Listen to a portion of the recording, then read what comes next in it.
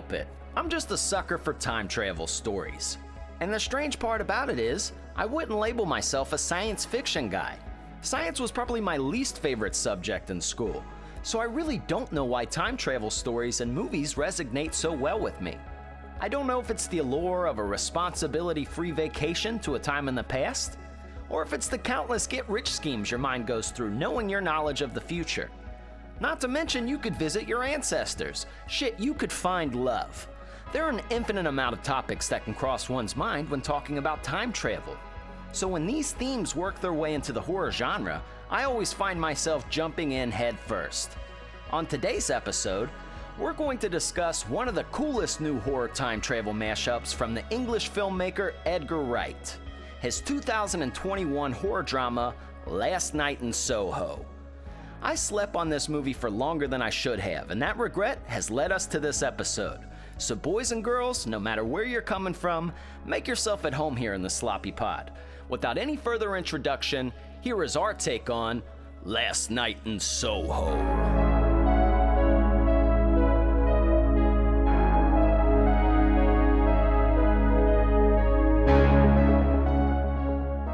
Boom! Welcome back to the Sloppy Horror Podcast. I am your host and your scary movie companion, Christian Ramey. And back again for another week, clapping them ass cheeks, the best producer in the whole wide world, Mr. Ozark Mark. Mark, what's happening down there? We're back again. This is the 101st. It's the Dalmatians episode. We're here together. Yes, it is. That's right. It's a new century. We are in a new century of the Sloppy Horror Podcast. Things are going to be different. Things are going to change around here, okay? There's going to be some new things happening. Probably not, but, listen. Horror Movies 101. If this is your first episode, you got a lot of catching up to do. So go back to the last century and catch up, and then come into the future, the present of this new century of episodes, and then, you'll be good, right? You'll be all caught up. Exactly. So, folks, not only does this movie have an S in the title, not that that matters, but this is the sloppy, slutty summer season, and there's a lot of S's in there, and I feel like all the titles we've picked thus far have had some S's in there, right? Did you do that on purpose? No, it's just kind of been that way. I don't think it's going to end that way for the rest of the season. There might be a title without an S in it. Well, that will just ruin the whole fun now, wouldn't it, of the S season? It would. It would. But this one, folks, this one came out in 2021. It was talked about for some time. It was pretty exciting. And I'm not going to lie to you. I caught on to it late. This is one of those flicks that I don't generally like elevated horror movies, and I don't like a certain style. I mean, if you do, there's nothing wrong with that. Different strokes, different folks. But have you ever seen something before, somebody's presented something to you, and you're like, I don't know if I'm about that buzz. I don't know if I'm going to be the person that's into that. So I waited a little bit to see this. I mean, obviously not forever. The movie came out 2 years ago. But I would say I saw it about a year after it came out. And I was like, holy shit, dude. This was one I really missed out on, seeing when it first came out, in my opinion, because if we look at horror movies, especially in today's day and age, where you either have independent people making movies that rarely get seen, or they're low budgeted and they're constricted, or you get big budget film companies who produce something like a Halloween 30, a Scream 18, anything that's already been successful that they own the rights to. They're going to find their way to dig back in. So these random little pictures like this, I very much appreciate and enjoy. This film is obviously Last Night in Soho, if you can't read the title on the episode. Or the Last Night in Soho. Last Night in Soho, baby. It's a fun little story here. It's a fun premise. It's almost like a little time travel involved going on. You get a little time travel. You get a little paranormal stuff. You get a little whodunit. Right off the bat, Edgar Wright was the guy that directed this. He's known for his very fast-moving, pacing, cutting scenes. The way that he swivels the cameras, almost at a 180, and the music that he layers on top of all of his movies. And he does do some great music throughout this. A lot of great '60s, but I definitely see a lot of Argento influences in there. You get some Suspiria action going on. This film reminds me of like a modern day Suspiria. Not as slashery, but I don't know. I mean, there's some blood in it as well. So it's not to say that it lacks blood, because it's got some in there. Mark, I'm assuming this is the first time you've seen this? Yep. Okay. Naturally. Okay, so give me some initial impressions here. That's my job. You know, I go in blind most of the time on these movies. Nothing. On these movies, yes, I go in blind. Well, after seeing the movie, this is a good date night movie. Okay, I feel like the broads, they're gonna be big fans of this movie. For sure. You know, I never heard of this. I had no idea what the premises was or anything. So I'm watching it. I'm like 20 minutes in, and I sent you a message. It's like, when the fuck does the horror start? You know, but it takes time to develop. It's one of those slow burning things, but very suspenseful. Yeah, I liked a lot of the. I liked the music in it. I liked a lot of the lighting in it, the coloring. It's very Suspiria-like, reminded me of that, like you said. So that's a very good point that you just said. So this, if you haven't seen this movie, I'd recommend. This is a perfect date night movie for you and your significant other. I think this is a everybody kind of horror movie. Mm-hmm. I feel like everybody could watch this. If you're not a fan, diehard fan of horror or anything like that, I feel like this is something you could get into. Yeah, this is on the cusp of like your little true crime girls. If if your wife or your girlfriend finger bangs herself to true crime stuff all the time, this is right up her alley, dog. Oh yeah, right up her alley. Yeah, that's the vibe I'm getting there. Mm-hmm. So I guess we can give these folks a little synopsis here. Break down the film if they're unfamiliar, if they've never seen it, if they don't even know about it. Oh, last night in a what? Where? It's Soho, okay? And we're not to be confused. Last night in Soho. Not to be confused with the New York Soho. Well, I wasn't. This is London. I didn't even know there was a New York Soho. Yeah. Yep. Is it a town? Mm-hmm. Is it a city? Is it a county? Yeah, it's a town. Oh, It's I don't know that. south of Houston Street, you know. Got it. Mm-hmm. Okay. So, the thing that's going on, especially some Suspiria action, this movie starts off, we have a young actress. This character's name is Ellie, or Eloise. She's wearing newspapers. Yeah, she wants to be a fashion designer. She wants to design clothes, so she gets accepted to a school, kind of like Suspiria at the start of the movie. She's arriving to the school, and she notices that these other girls that are, like the roommates she's supposed to pair up with, and some of these other girls she goes to school with are real cunty, okay? A lot more privileged and just not, more bully-like, so she doesn't fit in. And girls love that, okay? They love that. They do, all right? They just can't, just don't get along with these other girls, so... No, women hate women. What is that about? It's like locking cats in a bathroom. I don't know what it is. It doesn't But work. they're so nice to each other. Doesn't work. Face to face. You tell me, in the history of women, when they have gone on a girls' trip, everybody had a good time.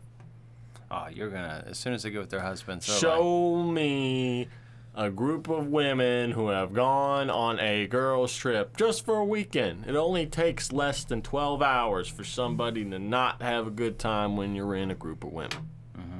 And it's like, even if they enjoy the trip as a whole, it's like they're just gonna have complaints. They're just gonna have complaints. Yeah, about each other. About each other. Somebody doesn't do something right. Somebody says something they shouldn't have. Somebody's other drama that they brought with that has nothing to do with the situation or where they're at. It somehow comes up to light, and then everybody argues. And then you mix it with alcohol. Sidebar, fellas. Sidebar here. If you are married or have a girlfriend, tell me that your girlfriend isn't the most successful employee at her job place. Every day, I just do the most work and no one understands that I know it all, and I just do the most and no one appreciates how I do the most, and I'm running the whole place. It's just like, you sure are, babe. I love you. I love you so much. So, if you guys go through that as well, we are not alone. Okay, that's just how the world works. It's just how it works. All right, just how it works. Although we've mentioned this meme before. I think it's very funny, where it shows like two guys sitting on a bench and another guy walks up And they're like, what's up, fucker? What's up, idiot? And then the guy's walking away, and they're like, that's the nicest guy I've ever met. Whereas, like, it shows two girls, like, oh, my God, hey, girl, you're so beautiful. And then she walks away, and she's like, she's a bitch. You know, it's like, it's so funny because it is that way. I don't know why it's that way, but it just is that way. But that being said, these are real cunty girls at this school that she is attending.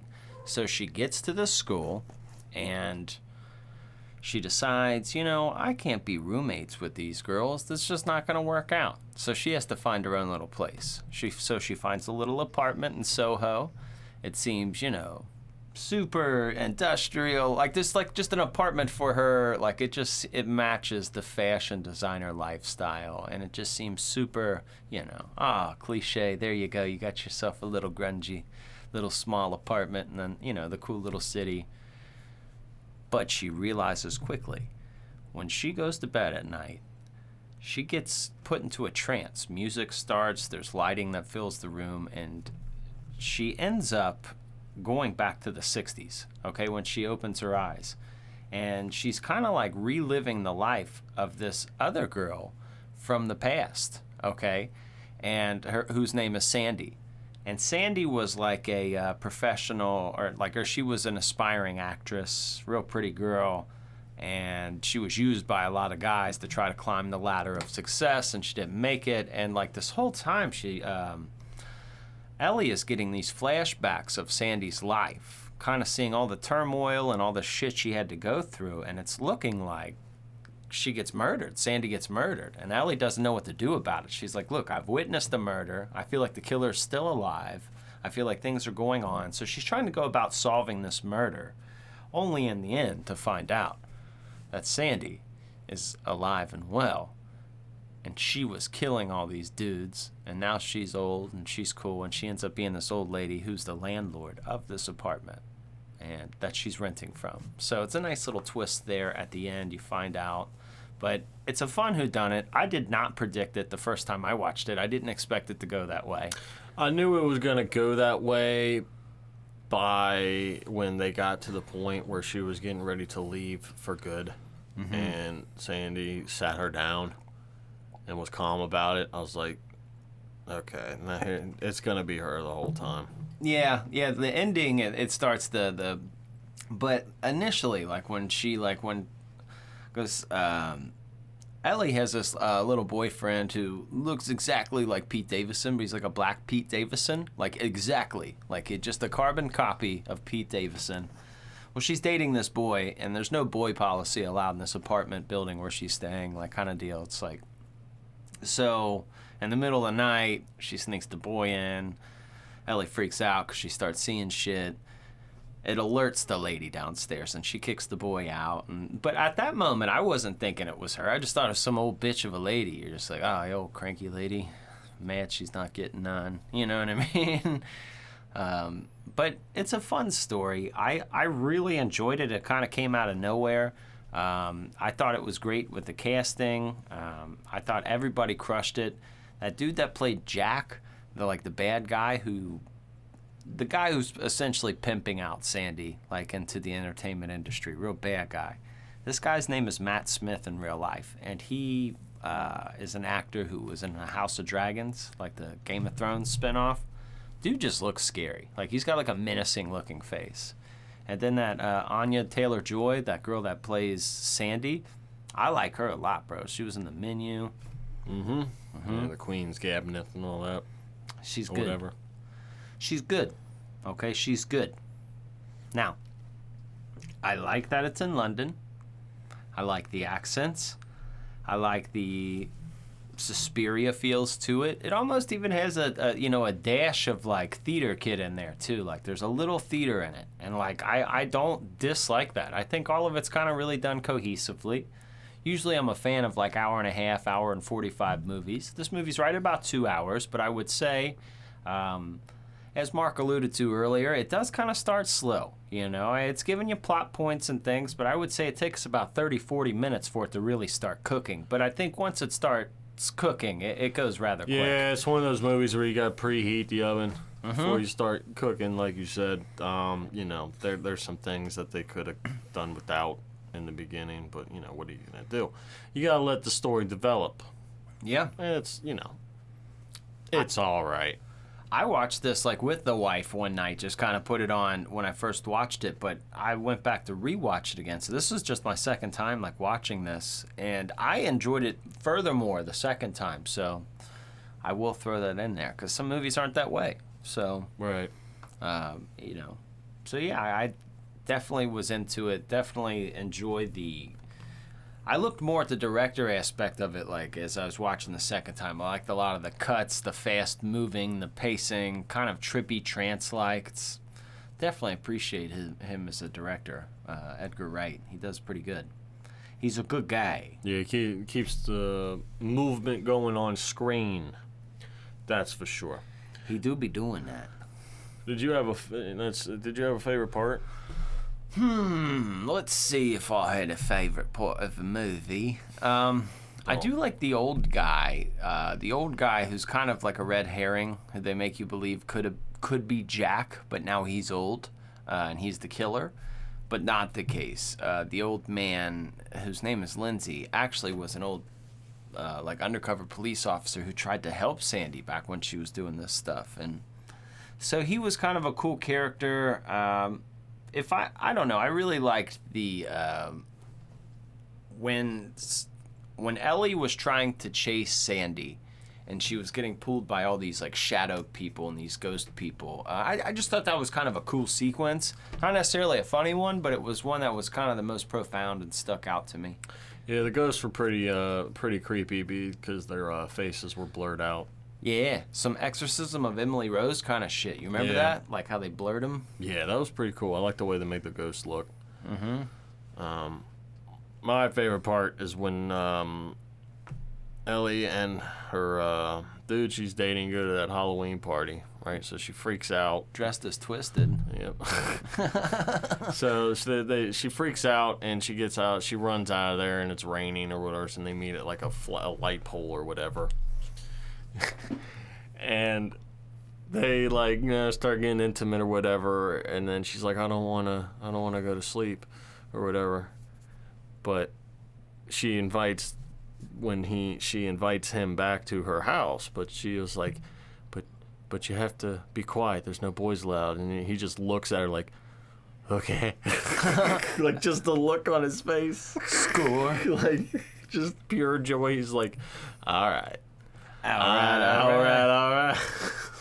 Yeah, that was a fun aspect of it too. I liked that character, John. He was like, yeah, there's always got to be one person that believes you. mm-hmm. Especially that. So it was good. And another part that made me crack up. It just shows that like women are just sometimes they're just bitchy or they're just you can tell when they're not being nice to each other but being nice. It's when Ellie does her fashion show at the end. Okay? Now, all this girl did was dress up 4 other girls in the dresses that she made and made them go down a runway. That's all she did. Mm-hmm. Right? So then when she comes back, everybody's congratulating her and like, you're so brave. So what? It's a different world. It's a fashion world. Okay. I was like, what did she do that was so brave? I don't know. It's a weird world, fashion. I don't know. Yeah. I respect it, but I don't get it. I thought running into a burning building as a fireman to save people was brave. No. All you gotta do is dress people up and make them walk down a runway. And you're brave. You are brave. So brave. That was kind of neat. Speaking of fire, the ending sequence, the old lady's house burns down, and she decides to slit her own throat so she don't go get arrested. And then I think Ellie was in support of that. You know what I mean? Like, she was cool with the fact that she felt bad for her. You know what I mean? Like, yeah, she tried to save her. Mm-hmm. She didn't want to be saved. That part, though, that burning house building will give you anxiety. Because you're just like, go. Like, you know how hot it is in there? She stabbed the shit out of John, too. Dude, she did. How you get stabbed? All right. How, as a grown adult man, do you get stabbed by an old lady? How does that happen? I feel like that would never happen to me. At least he lived, because it was like, He lived to be like, all right, man, she caught me slipping. But if you die, then, like, your friends are mad. Even like, if you get stabbed by an old lady, you got enough adrenaline pumping in you to where you won't feel that for at least a good 5 minutes, and you could take the old lady out. I didn't like that aspect of it because it was a little bit unrealistic to me, but it's a horror movie. They're not supposed to be realistic. And then after that, after he gets stabbed and go down like a little bitch, she's fucking crawling up the steps backwards, and she's just hovering over her with the knife. I'm like, yo, kick her. Just give her a little... It's an old lady, bro. It's an old fucking lady. But, you know. He was making a movie called Stab. He was stabbed. I don't know why it came to mind when he said stab. But you got that. I mean, you know, you got the moments like that in horror that have to happen, and that's part of the fun. It is. It's kind of cool that she's like like once she escapes or like once she starts going into this world, she's like merging between both. It's like she's got this weird lens on where she can kind of sometimes see into the. Yeah, I like how they did that. I like I like when she first enters the dream world or wherever she is, her reflections in the mirror when she's walking and they're matching their movements and all that. That's really hard to film. That is really hard to film. That was kind of trippy looking, kind of cool. Mm-hmm. If you guys are like I was, or on the fence about this, and you're like, I don't know about Last Night in Soho, I would recommend it. I really would. It's a great story. You know, it's a cool story. It's just not, you know, it's not in your face. It's not. There's no jump scares. It's not like. It doesn't horror. When you think of horror initially, this movie isn't going to come to mind. No, but you're trying to get some good to see. Throw this movie on, okay? You want some back shots? Because look here. This is things girls like, okay? Not only does it have a girl who feels like she's all alone and doesn't fit in with anybody, but she outworks everybody. Okay, so that's like every girl ever. Number two, Mark, what we have going on is this girl. It's like the vampire stories. So you're telling me she could just fall asleep in bed all fucked up and just get whiffed away to a dream world where she can get hickeys and fuck around with guys, but there's no like consequences to it, and she could just wake up in the morning? That's every girl's fucking dream. Every girl in the world would do that if she had the access to do it. I would do it if it was the other way around. Yeah. If you could fall asleep right now and you're just like banging girls in the 60s and you were like partying and you do that, you wouldn't be here. You would be there. No, I'd be sleeping. Yeah, exactly. So, but it's some kind of like romantic, whimsical, I get carried away. And then and there's also, she meets a guy, he's wonderful, everything's going good, he defends her honor and all that shit, but then she betrays him. She betrays her and all this, but then she gets her. It's, you know, it's every fucking Lifetime movie there ever was. This is a glorified Lifetime movie, but it's better.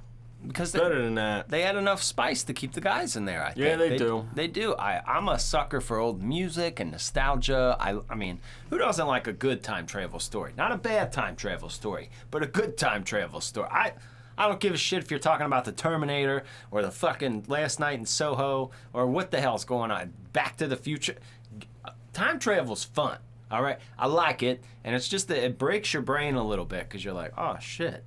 All right, because time travel works when there's different rules. They explain the rules, but like once you know the rules of what they are and aren't allowed to do in time travel, you're like, damn, bro. Like, how many times or how many minutes, like I've been driving and I've just been thinking of like, damn, if time travel was real, what would I do? You know, It's just a mystifying thought that you think maybe at one point in human technology, they'll be able to discover it. Maybe not in our lifetime. It's not possible, dude. Well, you go back, bro. You can go back. Time you can go fast not enough. Possible. If you go fast enough. No. It already happened. You can't. There's no.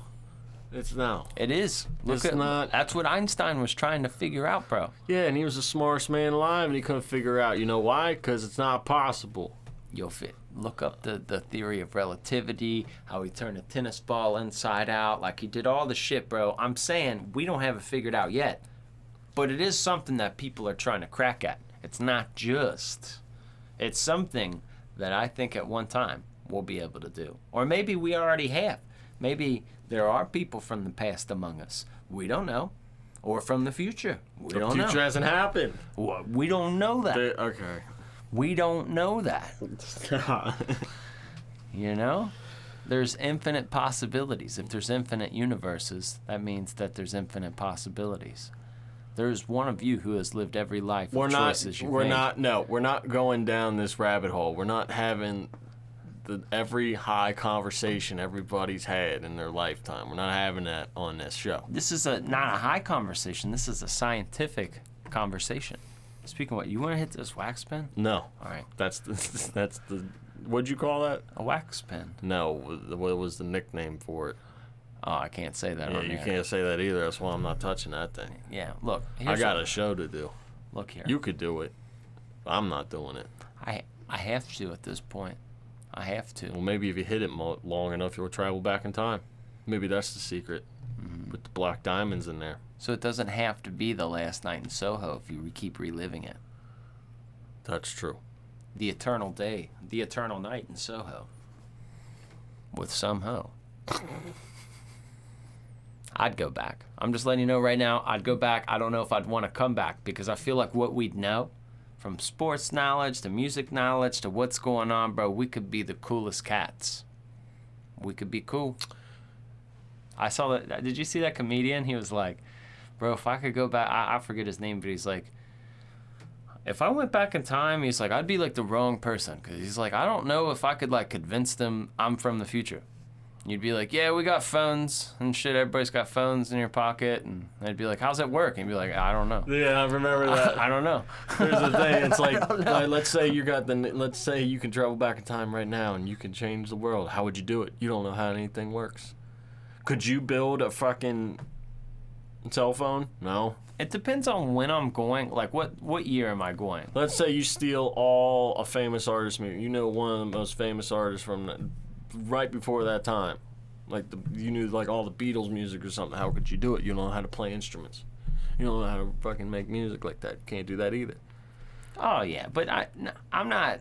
That's not the way I think you would have to go. I think you'd have to educate the people. You couldn't, like, give them, per se, the thing. Like, you would have to teach them. But, what, like 150 years ago? Just like a couple grandparents ago, it's just like, oh, you got shot, bro. We're just going to have to cut that arm off because your blood's no good anymore in there, and it's rotten. You're just like, no, bro, I just need an antibiotic. They're like, what's that? What's that mean?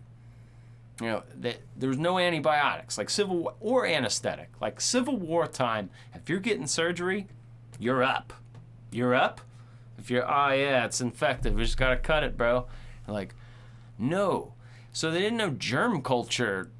I mean, if you think about germ culture, they didn't know about germs 200 years ago. That's just astonishing to think. So that would be the way you could impact the world. So if you went back in time, you just had to tell them what germs were and say like, yo. Nobody would believe you. You would have to do some tests because you could do that. Just like, look, we're going to make a moldy orange or a moldy piece of bread, and you're going to feed it to this guy who you think you got to cut his arm off. And then his arm will heal up, and you'll be like, boom, there you go. Penicillin, he's healed. Nope, Wash your hands. I'm not changing the world. I'm going back just far enough to where I know all the sports outcomes, and I'll be rich and benefit for myself. Fuck the world. Yeah, I would exploit it. You can't save the world. The world don't want to be saved. Don't fucking save the world. The world will be fine. It was fine before us. It's going to be fine after us. There's Stephen King wrote a pretty cool book, that 11/22/63. That's a pretty cool time travel book. Actually, they did make a TV series about that, but it wasn't very good. But the book is really good. But the whole concept in that is that, like, time doesn't want to be changed. So, like, if you go back and try to change it, it'll, like, try to fight you. Like, it tries to fight the outcome wants to be what it is. And if you go back and try to, like, kill Hitler or something, like, you're going to face many obstacles along your way. Like, you'll get, like, a flat tire. You'll get, like, all this crazy shit that tries to fight you because it... So I was like, that is kind of a neat concept. So yeah, anytime you have these kind of movies or stories where somebody goes back in time and then, like, I just kind of apply that to all the time travel stories of, like, where it's like it doesn't want to be changed. So, like, even if you're trying your hardest to, like, change it or to find something out, like, it's really trying to prevent you from doing that. It's just, I don't know. It wants to stay that way. Unless it's like The Sixth Sense And then they're like, please help us. We got problems. Or the butterfly effect. Oh, that was good. That was a good movie. Dude, I had this giant-ass butterfly, I shit you not, the size of like a catcher's mitt in my garage the other day. And I got the windows in the garage, and it's getting up there, and I thought it was a fucking bat, how big it was. I was like, what in the fuck? And I was like, oh my God, that's a butterfly. I mean, I've never seen one this big in my life. I got like my fishing net to try to like SpongeBob this thing in there because it kept trying to go out that window. But why wouldn't you just wait till it landed and grab it by its wings? You can't touch their wings, dude. Why? Because apparently they can't fly anymore. That's bullshit. They say the oil on your fingers fucks up their shit. No, I've grabbed many butterflies in my life. Well, not a lot, but I've done it before and they fly away. Well, luckily I put like a business, like it was like a car, a construction paper kind of thing. I just put it like under him, and he just stepped on it, and I was like, all right, walked him outside the garage. like a little taxi. Yeah, like come on, dude, get out of here. But I tell you what, though, if you find a dead butterfly on your front porch, that means bad things are happening. I found a dead butterfly on my porch. Like 2 days later, my grandma fell and died. It was Ashton Kutcher. Yeah, I know. Fucking shit. Well, that's a lot of time travel talk. That's enough of that. But why don't we time travel to the other section of the show and find out more things about this movie?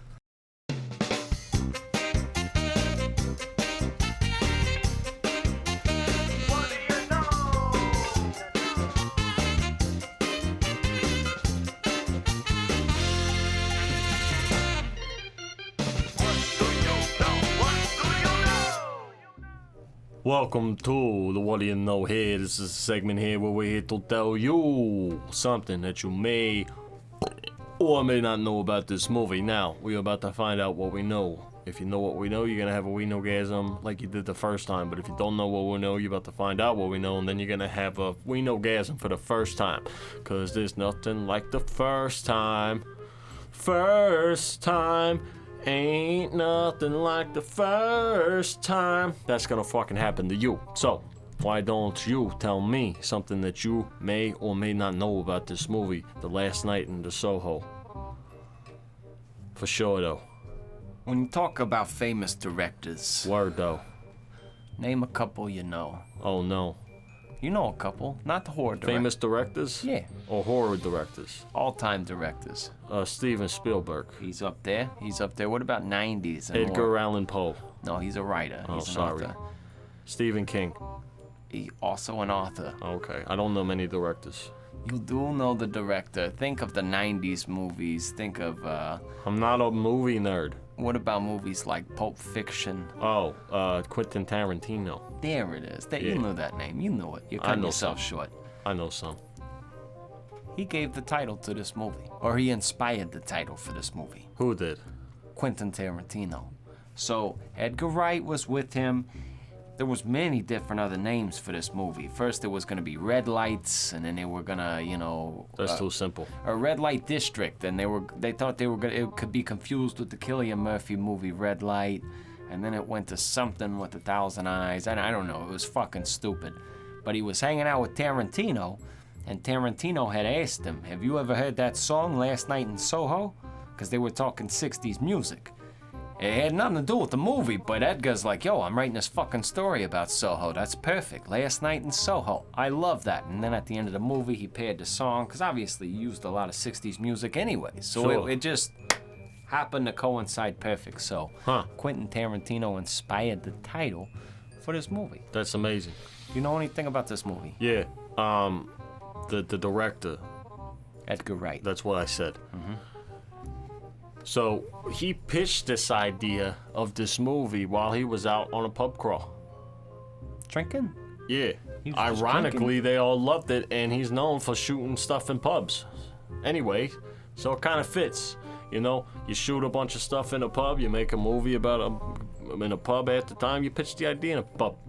It works. A pub is a bar for us American listeners. You know, I'm not much of a drinker. I don't like drinking much, but you know, it looks like I would like to go. I want to go on a pub crawl out there. I want to try that. Get the fish and chips, and then, you know, the old guy says. That would be nice. Well, the bars are fine as long as you're with your own people.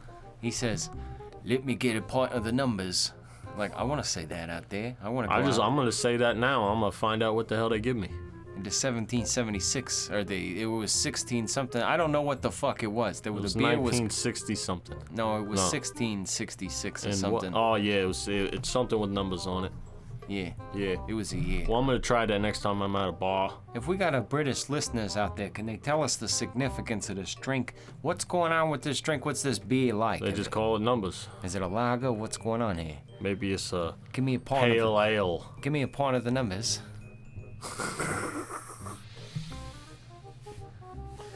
All right. Do you know any more facts about this movie? I think that's it. Well, that's good, because I don't know any more either. So we're going to go now, and we'll be back next time to tell you more things we know and don't know. Or do know about this movie. Part of the numbers. I've had enough of this shit. It ends here. It ends right here. This is a serious goddamn question mark. The people need to know. We have never answered a question so serious on this show. Do you understand? The question that's at hand that these people need to know, and then I'm sick and tired of you robbing them of the answer, dude. You never want to tell. What is the best kind of Pop-Tarts? You know, I'm just saying, what's the best? Definitely not strawberry. No, bro, they're so good. My daughter likes those. Stop. And Stop. I know they're gross. Stop it. Even toasted, they're gross. God, dude, that's the worst kind. You know, I did have the unfrosted strawberry, and I thought that was because I was like, who would like an unfrosted Pop-Tart? But I just, well, it's it like was a there. toaster strudel, basically. They have unfrosted Pop-Tarts? Mm-hmm. Which weirdly, like, they're good, but they're a different thing, in my opinion. But the strawberry, that's the only way they're feasible, is unfrosted. Well, I haven't been to the supermarket in a long time, so I don't know. There's probably so many flavors of Pop-Tarts now. I like the s'mores. S'mores are great. It's the s'mores Pop-Tarts. You toast them? No. Okay. No, how I eat a Pop-Tart is, the crusting on the sides. I jam all those off and just have the frosted thing, and then I eat it.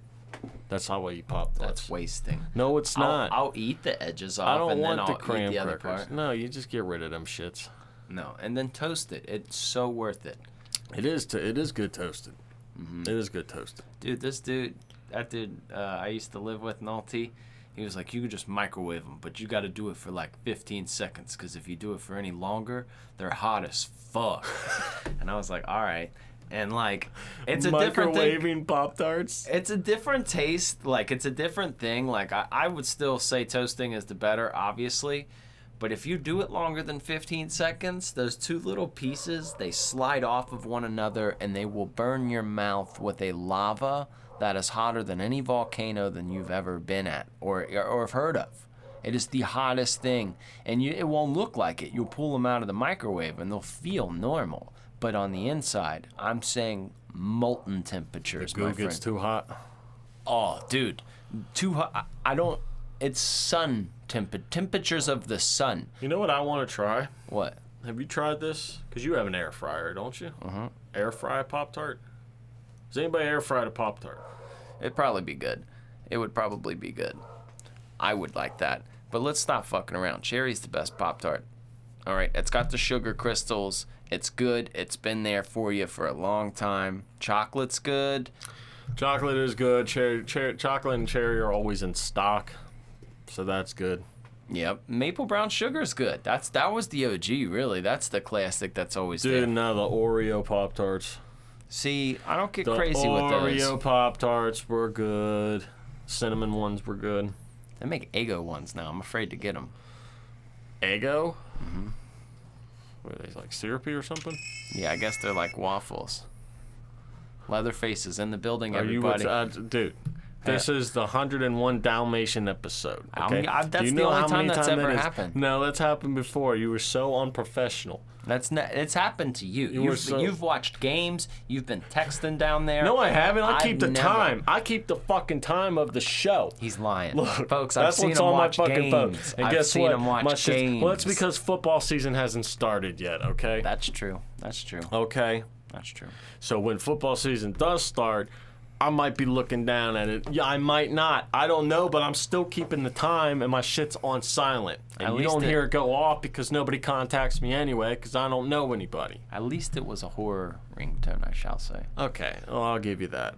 But yeah, I'm usually good about that. I'm usually good. Look, I like the Pop-Tart conversation. That's needed. That's fun. That's really out there. Now here's the main question. Well, I guess, what do you feel? Because there's a lot of ambiguity at the end here. Do you feel like this old lady's a bitch? Do you feel like she was in the wrong? Do you feel like the guys are the victims? What do you think here? I don't know, because they kind of twisted on the end. But no, I don't think the guys are the victims. I still think that she is the victim. She just did what most people didn't have the courage to do. I don't care about them dudes because I don't think it's right to take advantage of somebody like that, no matter who you are. It's a lovely name. They all said that to her.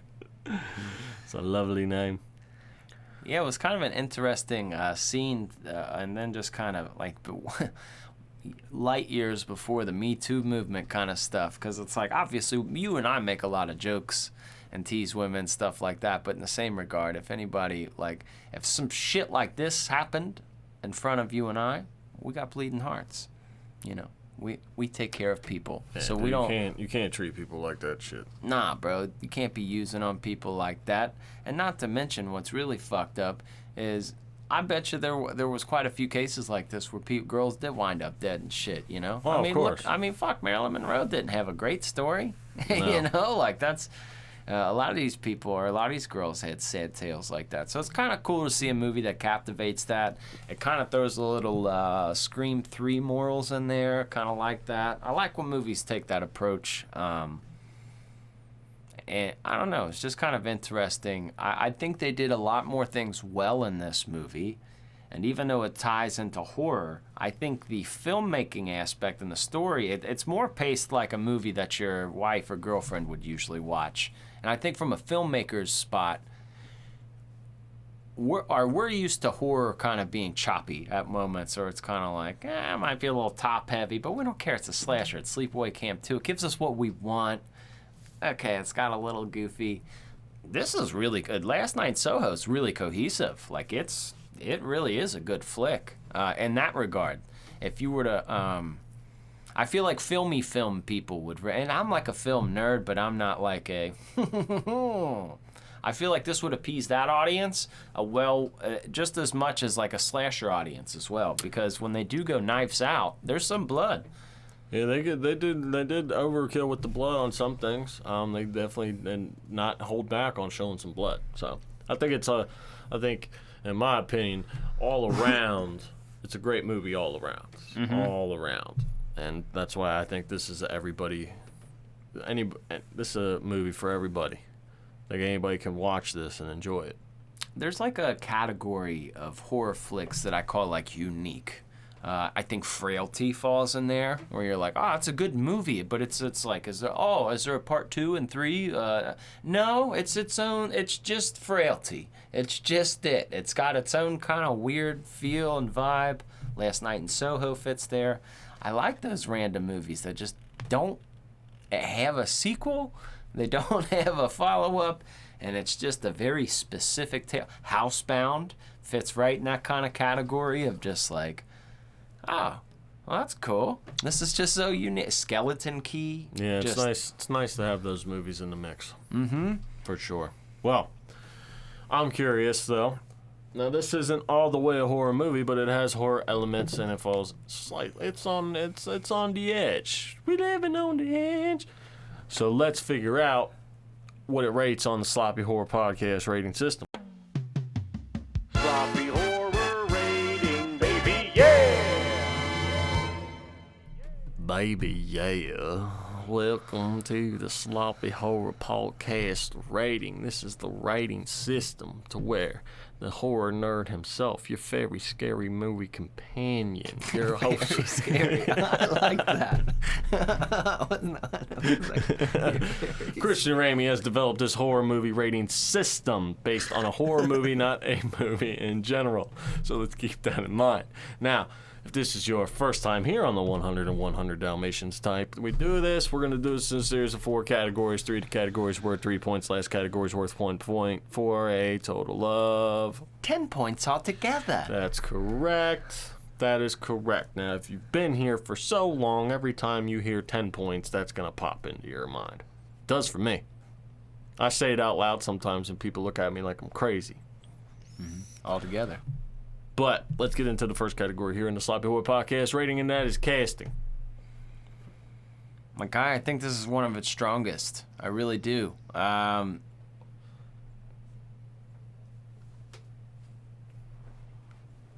going to say a 2.5.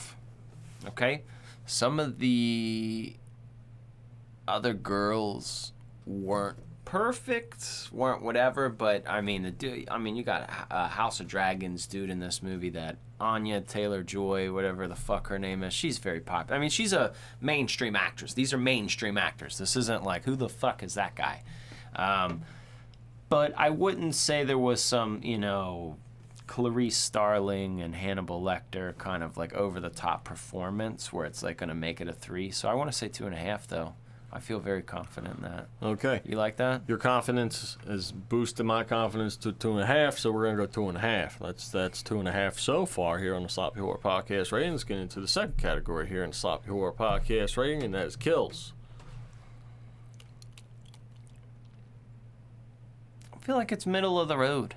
I mean, I feel like there's like the blood was like, there was a lot of blood, but we're only dealing with stabs, really.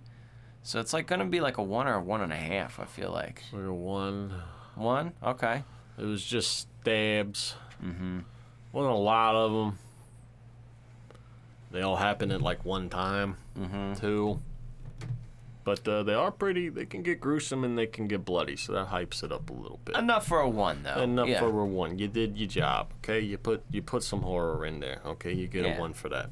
So that's 3.5 so far here on the Sloppy Horror Podcast rating. Let's get into the final 3-point category here on the Sloppy Horror Podcast rating, and that is fear. It's more suspense building. I mean, it's current, so I think it can engage audiences now. It's not a situation like an old movie where you got to put yourself in the ear. I don't think it's fear. I feel like it'd be a 1 as well. And it's like it's enough to put you on the edge of your seat and get you going. All right, we'll tell you what. We'll give it a 0.5 for its suspense. And we'll give it a 0.5 for the ghosts. Yeah, because there's some ghosts and stuff in there. They're creepy-looking ghosts. You could frighten somebody with them ghosts. Yeah. I mean, I feel like there's some jump scare elements. Maybe not like long burning fear after the movie, but I think somebody could definitely have their heart rate elevated watching it, but not anything intense. No, you're not going to lose sleep over this movie.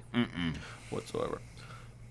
So that's 4.5 so far here on the Sloppy Horror Podcast rating. Let's get into the final 1-point category for half a point each here on the Sloppy Horror Podcast rating, and that is rewatchability. I was really going to be honest with this. Like, I was like, if I watched this the second time and I was like, I didn't like it as much the second time, I was going to say no, but I did, so I'm going to say yeah. I'm going to say yeah. Yeah, I think it is. Just good story, good. And if you rewatch it, you're not rewatching it for just the story anymore. You're rewatching it for the elements of the movie. That'll make you enjoy it. When there's a twist in a movie, the second time you watch it, knowing the twist, you always pick up like a shitload more than you did initially because you're just kind of watching blindly. Yeah, I'm sure there's the more times you watch it, the more things you'll figure out and see. That's exactly what it's like. Exactly. So that is a total of 5.5 for Last Night in the Soho here on the Sloppy Horror Podcast rating. Back up in your ass. Boom. There you go. I like that. There you go. Middle of the road, dog. Just a little bit over the middle of the road.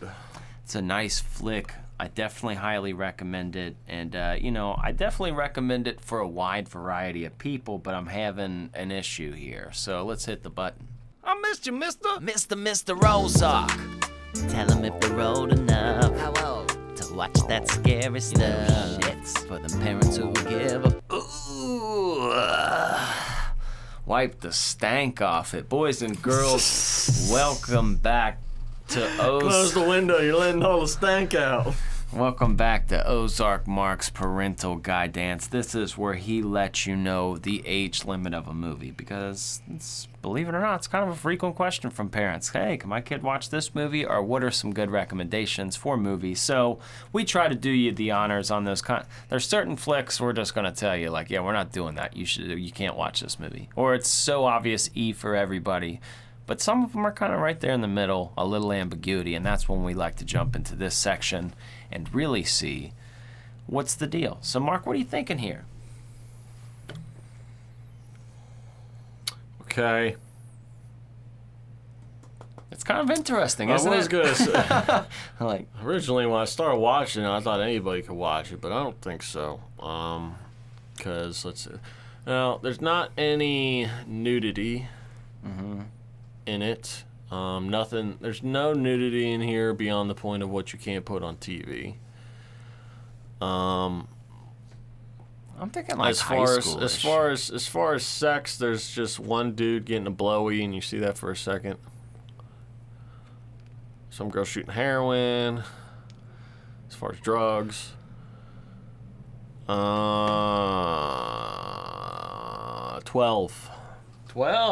12. My son's 12. We're gonna watch it tonight. Well, he can watch The Last Night in Soho. Go with 12.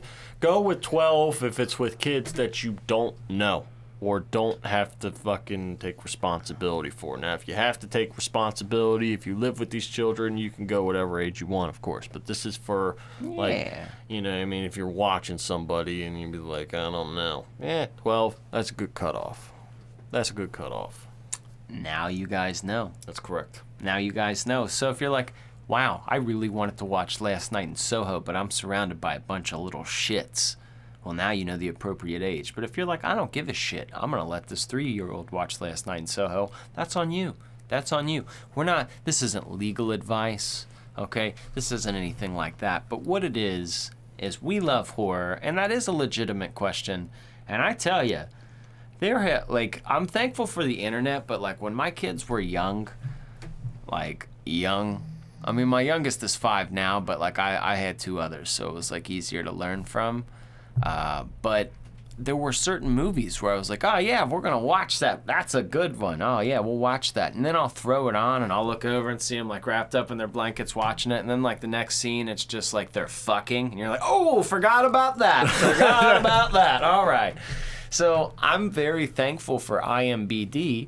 They have a parental guide on there, and it'll go through and it gives it kind of like a rating or whatever, and then like you can very quickly like, oh yeah, forgot about that part. Yeah. Or if it's just like one brief scene, you're just like, oh, okay, I know I can like just skip past that. If the movie's good enough and it's like that like you can skip through that. Or just make them go get something from the fridge when it's about to happen or something. Just be like, go. It doesn't matter. They're children. So I had a lot of that when I was younger, and so when people do and did reach out asking about like ages for horror flicks, I totally got that. That made perfect sense to me, because I'm sure some people out there have had awkward situations with just like me, where you're like, yeah, oh yeah, Ghost Ship is cool, and you're like, oh yeah, her tits, forgot about that. The son's like, no, it's cool, it's a good movie so far, Dad. And you're just like, but look away. Look away. Doesn't matter. They got the phones. Yeah. Yep. It's just different. They can access it just as easy as you can. Yep. Don't forget that. Oh, I know. I remember when like my 11-year-old cousin got busted for having porn on his phone. I think kids too are so it's like, different. Dude, like, clear your history, you fucking idiot. Ugh. Kids are different now too, where things aren't taboo, where it's just like they've had access to really anything they've ever wanted anyways, whereas like we had to work. You wanted to get some like weed and look at porn, that took some work back in our day. Now these kids can just hit a button, hit their vape pen in math class and look at porn on their phone. The miles of effort we would have to go through to get these things. You know, you'd have to like meet a guy behind like a Burger King to get your weed. I think that's why this new generation, people don't want to work, because they never had to work for anything. I think that's all it is. I think we just stumbled upon something here. But you had to work for things back then. It was a lot more. You had to pick out seeds and stems, put in Visine, spray yourself. Now these kids don't care. They're like, yeah, I'm getting toasty back here, Miss Johnson. Hitting my fucking vape pen. I've got anxiety. I'll call my mom right now and have a mental health day. Okay. Christian Ramey, why don't you tell these fine people a little something, something? Look, you fucking idiots. We're sick of you guys listening to our show each and every week. Stop doing it. No, I'm just kidding. Seriously, we could not do this without you. Mark was like, not expecting that. No, I didn't. No. No. Folks, seriously, without you guys, we wouldn't have this. We wouldn't be able to continue. Or we just wouldn't. If there was like 2 listens a week, we wouldn't do it. I promise you, we wouldn't do it. We'd talk about horror movies, but not with you guys. But the fact that you guys not only show up, show support, it means the world. And this is we didn't do it at the beginning of the episode, but you've made it through this whole fucking episode with 0 advertisements because... honestly, if it's anything that's going to dilute from horror, we don't want it. And you guys have been so supportive helping us out through our Patreon and our merchandise and live streams that we've really been able to keep the lights on. But obviously, all the support helps so much. So if you guys are looking for a fun, cheap way to support the show, go to patreon.com/sloppyhorror. There you can find a shitload of bonus episodes. And Mark, someday this week, we're going to have to coordinate within the next 2 or 3 days. We're going to do that commentary, I promise, and put a commentary up on the Patreon for you guys for a movie. And there's countless episodes, bonus episodes, just like this show. We're not talking about movies, having a lot of fun, but we like to pay it forward with, to you guys, just like you guys do to us. So we very much appreciate you for all your help and support. Be sure to check out our Patreon. Be sure to check out the merchandise. There's links below in all the descriptions, whether you're on YouTube or Spotify, Apple Podcast. And you know what else is completely free to do? Leaving a review. If you like the show, leave a quick review. It takes 20 seconds. Big help. Appreciate all the love. And week after week, man, I enjoy this. I love talking to you guys about spooky shit. I mean, I like talking about spooky shit before, but now you guys are like giving me a reason, and everybody in my life is like, what the fuck? But Mark gets it. He understood. Yeah, I'm glad that you did this so you don't have to just talk to me about it. Yeah, you're like, oh, thank God, he's got someone else to get. Now he's talking to everybody else, and I'm just here, and I just, make it sound good, and I have to listen to it any fucking way. Actually, I have to listen to it multiple times. You do. I have to listen to it live, and then I have to go back and listen to it again, and listen to it again. Does it make it weirder when you go back and listen to an episode from like a year or 2 ago and you don't remember and you're like, dude, I know I've heard this multiple times? Yeah. Well, yeah. There's lots of things I sadly remember from episodes that I don't wish I did. It's because it's just wasted space. It's just taking up space of things that I should remember in my life, but I don't. But there are things that I don't remember. I remember when you and me were drinking one night, and you just randomly put on just a random episode in the middle of it. Mm-hmm. I was like, I don't remember this at all. No, not at all. But sadly, I was laughing. I know. And enjoying it because of how dumb we are. That we can bank on, buddy. Yeah. We can take that to the fucking bank. We'll be good on there. Yeah, no shit. We can say dumb shit to make you laugh. We can come with horror movie knowledge. And we have enough audio and production quality knowledge, thanks to Ozark, that we can give you something week after week. The fact that you guys reciprocate that, enjoy it, seriously, thank you. Thank you. And I'm not like one of these shows that, we don't have 5 million followers and we're like over here in our golden bathtub. No, we're okay in our life. We're not poor homeless people, but, we're working men, and we definitely put time out of our week to do this. And the fact that you guys give us your time too, that does mean a lot. And if you got scary people, people that enjoy scary shit, be sure to tell them about the show. Be sure. Everybody's got some kind of social media, right? They can come join the family. Yeah. Come get a little bit sloppy. We can rub our privates together. Everybody loves. Doesn't have to go in. Just shut up.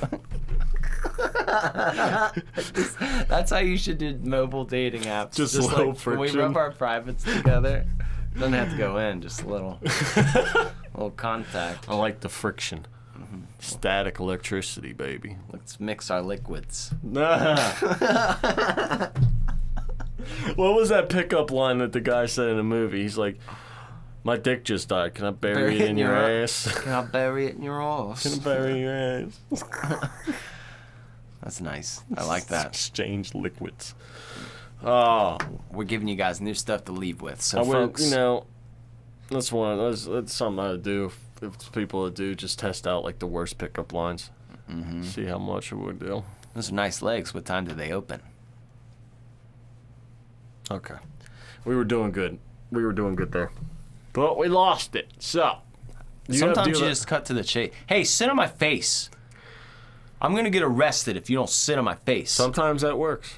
I'm gonna profess my love to everyone in this pub that I want you to sit on my face, or I'm gonna go to jail. Do you have a hint for next week? We have a minute left. So this is episode 3. I don't remember. I know one of them because there's 2 left. Correct? Yeah. All right. Let me scroll up just a little bit so I can remember, because I feel like I picked a good one. I'm sure you did. But I want a nice little hint. I don't think anybody picked up on this week's hint. No. Oh, okay. Yeah. So this is a Tom Savini movie that we haven't covered. Okay. And that could be, there are dozens. Is there an S in it? No S. No S? Well, that's great. Flush the S season down the tubes now. It's the summer season. It's gone. It's the fucking S season, and you just fucked it up. So way to go for you. That's great. Glad to be here. There's no S's. Okay. Well, there's no S's at the Tom Savini movie. But that's all you get. You could do it like, if it's one of those movie titles where you could do it like, like an old black guy, how he'll pluralize things. You can add an S to it, and it will work. Okay. You know what I'm talking about? Yep. Mm-hmm. Yep. I do. Well, boys and girls, we'll see you next week here on the Sloppy Whore Podcast. In your ass. Goodbye.